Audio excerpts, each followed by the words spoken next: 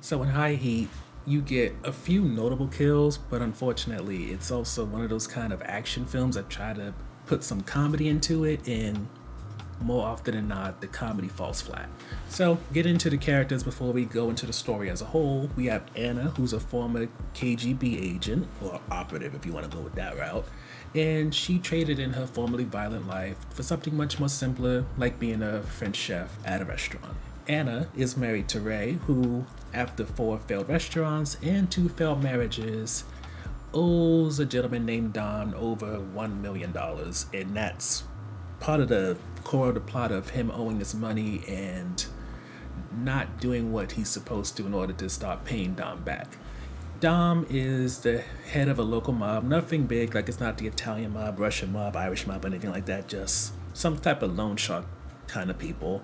And he is looking for Ray to pay up because we're told there might be something down the line, like a gang war, a mob war, so he's hoping between his son Mickey, all these thugs that he's sending out, they can get the job done. But as he learns throughout the movie, Anna is not someone who's easy to take down.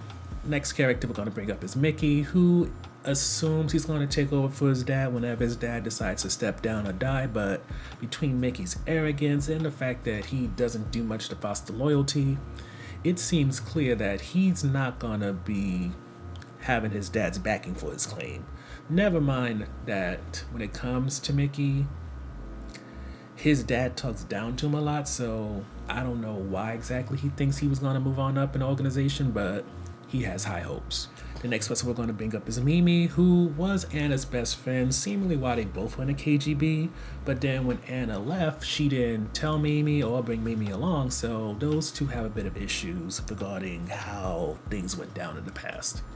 Lastly, we have Tom, who is Mimi's husband, who seemingly at one time had a good relationship with his wife, but as time went on and they went to marriage counseling, him not taking the initiative the way she wants, him not being a kind of alpha type A personality that she wants, it has led to her just cutting him whenever she can in terms of like insulting him, and clearly the relationship is on a decline.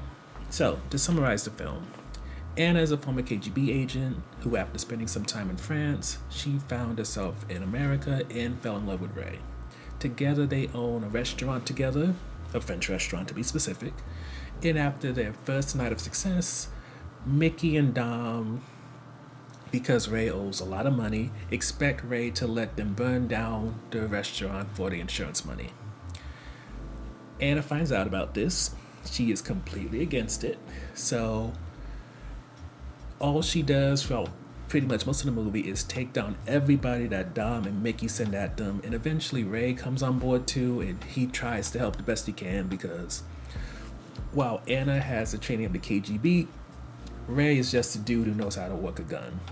And while they're doing this, Anna decides to call up her old friend Mimi for help, but what she doesn't know is that Mimi is very torn between helping Anna or possibly killing her for the betrayal of leaving her behind. So the sole highlight when it comes to this movie is mostly the form of creative kills.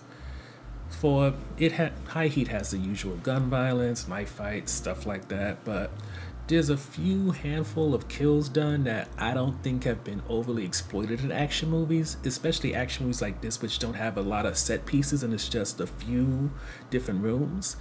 And with that, I would say it's good enough where you have to give it its props.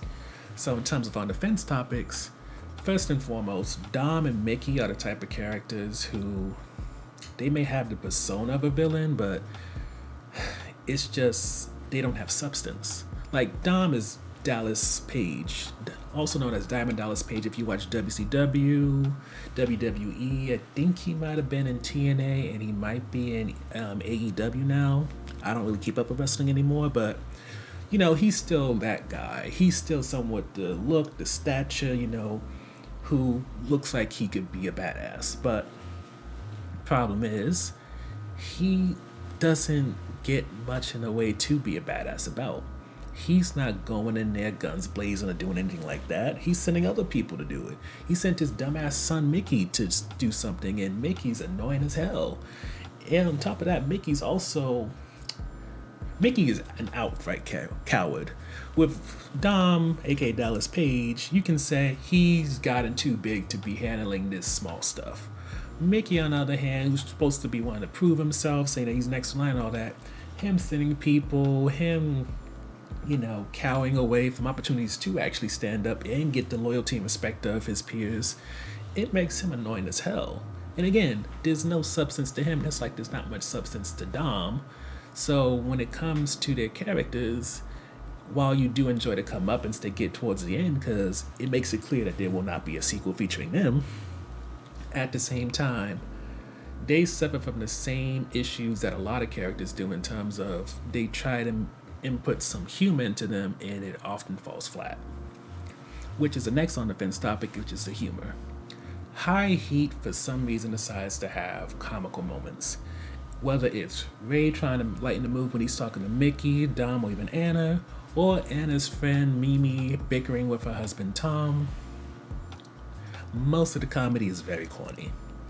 And I can't even think of like one standout moment where it was kind of good, but comedy's subjective, so it might tickle somebody's funny bone, but for me, I felt like a lot of it just fell flat and just didn't really do anything that would make me laugh.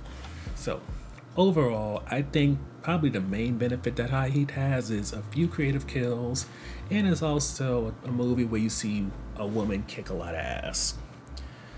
But beyond that, High Heat doesn't offer much, and sometimes while watching it, I